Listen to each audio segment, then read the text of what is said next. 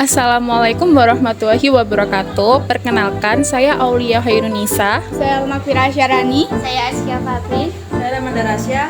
Kami siswa SMK PGRI 3 Malang dari jurusan Teknik Kimia Industri kelas 10 akan melakukan wawancara mengenai wirausaha pabrik tahu di Jalan Bromo, Kota Batu. Di sini kami sudah berada di pabrik tahu tersebut dan di sini tempat pengolahan atau memproduksikan tahu tersebut. Jadi mari kita ikuti kelanjutannya.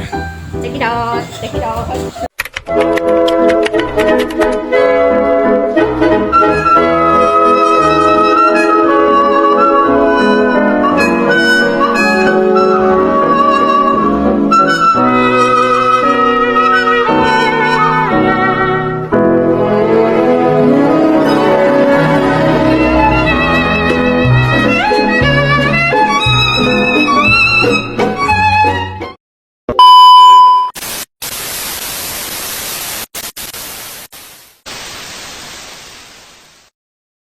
Sebelumnya, perkenalkan kami siswi dari SMK PGRI 3 Malang yang berjurusan Teknik Kimia Industri. Sebelumnya ini dengan Bapak siapa? Nama saya Arul. Oh, Mas Arul. Mas aja, jangan Bapak. Oh iya. Ya. Iya. Baik, di sini saya akan bertanya ya Pak ya, seputar pabrik tahu ini. Oke, boleh. Ya, ada beberapa pertanyaan ya Pak ya yang akan kamu tanyakan. Mas, maaf. Mau berapa aja kita siap, kita punya banyak waktu di Iya. sini. Boleh. Jadi di sini Bapak berapa lama ya Mas ini mendirikan pabrik tahu ini? Oke. Jadi kalau untuk pabrik tahunya sendiri, ini sebenarnya kan perusahaan keluarga, pabrik keluarga. Iya. Jadi emang udah turun-temurun. Sekarang kita ini udah ngeliatin generasi ketiga. Jadi udah dari kakek, terus orang tua, sekarang mulai regenerasi ke kita. Jadi udah generasi ketiga, emang ini udah tua ini pabriknya, udah lebih tua daripada yang kerja di sini semua. Kalau boleh tahu ini dari tahun berapa ya didirikannya? Ini udah dari sekitar 1970-an pabriknya. Lama banget ya berarti Iya, udah emang udah tua keturunan. pabriknya. Oh iya ya. Ya. Kalau boleh tahu bahan baku apa saja Bapak yang digunakan untuk membuat tahu? Iya. Untuk bahan bakunya sendiri, yang pasti kan kalau tahu itu kita tahu pasti yang pertama itu butuh kedelai. Ya. Itu butuh kedelai. Terus selama prosesnya untuk kan ini ada banyak macam prosesnya ya. Ya. Jadi kedelai itu bisa dicampurin nanti dengan cuka untuk produksinya. Terus setelah itu kita yang pasti kan butuh air dan bahan bakunya sebenarnya bahan baku utamanya cuma kedelai. Kedelai Cuma saja. untuk proses untuk jadi tahunya, untuk pembekuannya itu kan pasti pakai cuka. Jadi Oh, iya. untuk awalnya pasti kedelai dan tahu. Kedelai dan Kedelai cuka. dan cuka. Gitu. Terus kalau boleh tahu pabrik ini tuh menghasilkan produk utama apa dan produk sampingnya itu apa? Oke. Jadi untuk pabrik tahu kita ini, karena kita ini kan sebenarnya supplier lah untuk penjual-penjual di ya, karena kita dekat dari alun-alun, kita supply-nya ke alun-alun. Jadi sebenarnya produksi kita ini hanya kita jual tahu putih yang bisa dilihat sama tahu goreng. Cuma tahu gorengnya itu nanti ada beberapa pilihan potongan, beberapa macam potongan. Karena sebenarnya kita itu kita ini membuat bahan dasar yang nanti diserap sama pasar. Jadi potongan-potongan di kita ini seperti contohnya tahu putih ini itu kita buat dengan potongan demikian karena memang udah ada pasarnya sendiri dan itu pasarnya paling besar, jadi kita bikin yang paling besar dengan ukuran potongan demikian. Terus ada untuk yang goreng ada 3 macam potongan. Karena apa? Kan kita yaitu tadi balik lagi kita nyuplai penjual-penjual. Jadi mereka itu bisa bebas membuat tahunya bisa dijual jadi bentuk macam apa aja. Karena kita hanya jual produksinya itu tahu goreng dengan 3 macam potongan. Terus itu kan cuma dipakai garam. Nah nanti bebas mereka mau jadi kayak asin apa aja itu bisa. Jadi yang pasti produksi kita itu hanya tahu putih dengan tahu goreng aja dengan beberapa macam potongan. Seperti itu. Berarti ini cuma disuplai ke alun-alun sama ke pasar saja, tidak untuk mungkin di pasar-pasar kecil, Oke. toko-toko kecil seperti itu. Pasar kita ini sebenarnya udah besar, udah luas jaringannya. Cuma karena kita ini kan paling dekat sama alun-alun. Oh ya. Jadi rata-rata penjual di alun-alun itu ngambil di kita. Terus karena kita di sini kan juga berada di lingkungan masyarakat ya. Ya. Otomatis penduduk-penduduk di sekitar sini itu juga Ngambilnya di ngambil di sini gitu. Jadi kita nggak terbatas sama satu pasar tertentu. Iya. Kita justru membuka jaringan seluas-luasnya. Karena apa? Itu tadi. Karena kita juga pengen membantu lah sebenarnya caranya. Karena kan sebenarnya kalau dari penjual itu banyak yang cerita-cerita sama kita juga tentang kebutuhan mereka apa aja, Oh, iya. perbandingannya sama pabrik yang lain seperti apa. Jadi emang kita maunya nggak terbatas sama wilayah tertentu, dan emang pasti kita itu nyajikannya kualitasnya. Oh iya. Perbandingan kita itu tadi, karena kita pengen memenuhi kebutuhan dari pasar-pasar yang ada. Sebenarnya kita nggak ngebatasin diri untuk di hanya satu tempat Iya. wilayah di alun-alun tertentu, enggak. Kita terbuka untuk semua, karena di kita juga kan ada yang kita kirimin ke beberapa penjual, itu penjualnya dia ngambilnya banyak-banyak. Biasa ke Malang itu ada di Dau, itu Oh, iya. sampai ke situ. Jadi mereka itu ngontak kita ya karena itu tadi kan mereka udah nyari lah kemana-mana dan merasa pas di sini, ya udah berarti ya udah kita kirimin, pokoknya kita penuhin sesuai kebutuhan pasar. Iya betul.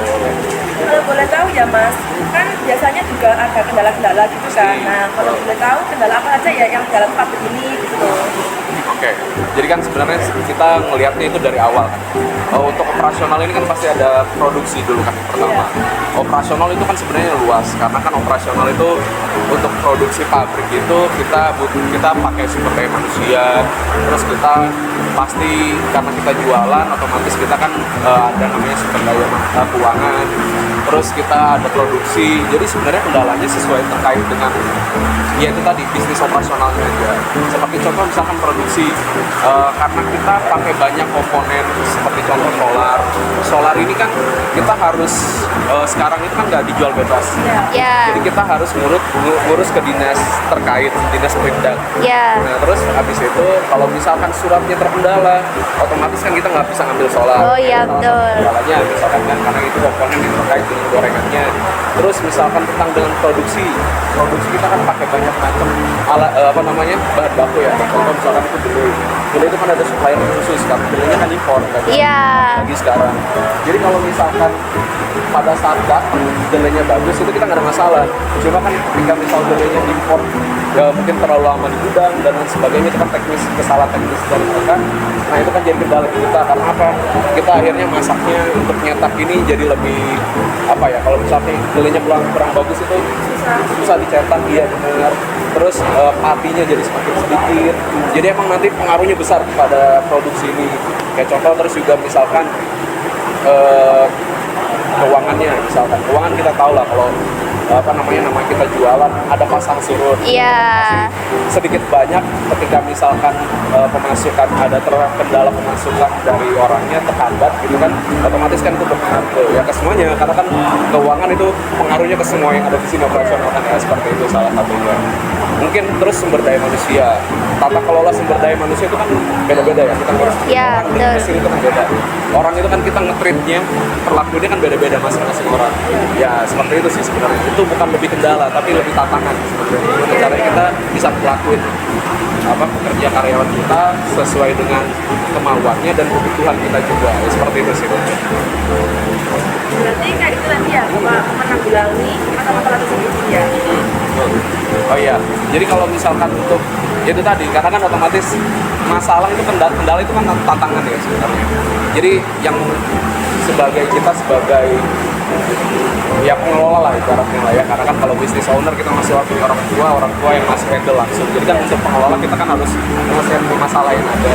Jadi sebenarnya dari awal itu kita harus tahu dulu sumber permasalahannya apa. Terus bisnis ini itu bergeraknya di bidang apa, komponennya apa yang dibutuhin.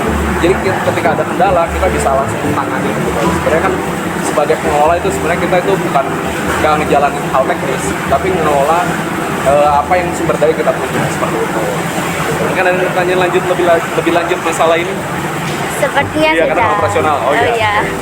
Untuk mungkin perharinya itu bisa menghasilkan berapa tahu yang dipasarkan. Oh iya, jadi kita ini kan produksi ini berdasarkan kebutuhan ya. Ya. Jadi setiap pagi itu kita nanti ngumpulin semua pesanan.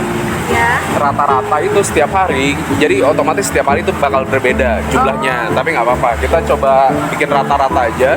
Rata-rata satu hari itu kita bisa produksi dikali 5, 250, 300 kilo sampai 350 kilogram kedelai. Itu rata-rata gitu. Hitungannya lebih gampang gitu lah. Tapi kalau misalkan kan kita hitungan sebenarnya per masak itu per 1 tong maksudnya. 300 kilo itu kita bisa pakai jadi 30 tong, 30 masak gitu. Begitu itu rata-ratanya. Berarti itu sesuai kebutuhan dari pasarnya gitu ya? Betul, iya betul. Karena kan itu tadi, karena kita ini kan ada sebenarnya 3 variasi ya. Yang satu itu kita kirim ke pelanggan sesuai kebutuhan, yang kayak tadi contohnya salah satunya yang ada di Malang itu dia mintanya per tong gini, itu biasanya mintanya banyak. Terus ada juga tahu putih atau tahu mentah yang biasa kita jual di sini, sama kan kita juga punya tempat di pasar, nanti kita bawa ke pasar juga. Sama ada tahu goreng. Jadi emang variasi itu punya segmentasinya masing-masing. Jadi dari situ kita kumpulin, jadi setiap pagi itu udah ketemu angkanya, bakal setiap hari itu kita bisa produksi berapa. Karena ya itu tadi kan menurut saya sendiri ya, produksi yang bagus itu ketika ada yang nyerap.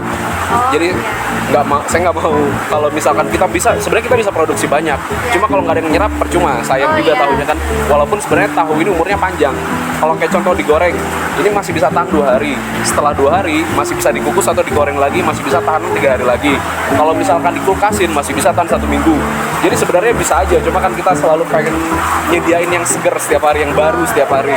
Karena itu tadi kualitas nomor 1 gitu kan sebenarnya gitu. Ada lagi? Baik Mas, makasih ya atas waktunya. Maaf ya mengganggu. Nggak apa-apa. Makasih banget Kita ya senang Mas. malah ini kalau Iya. bener nggak apa-apa. Makasih ya Mas. Ya, sama-sama mari. Nah, jadi selanjutnya kami akan menunjukkan bagaimana sih proses pembuatan tahu itu. Sekidal.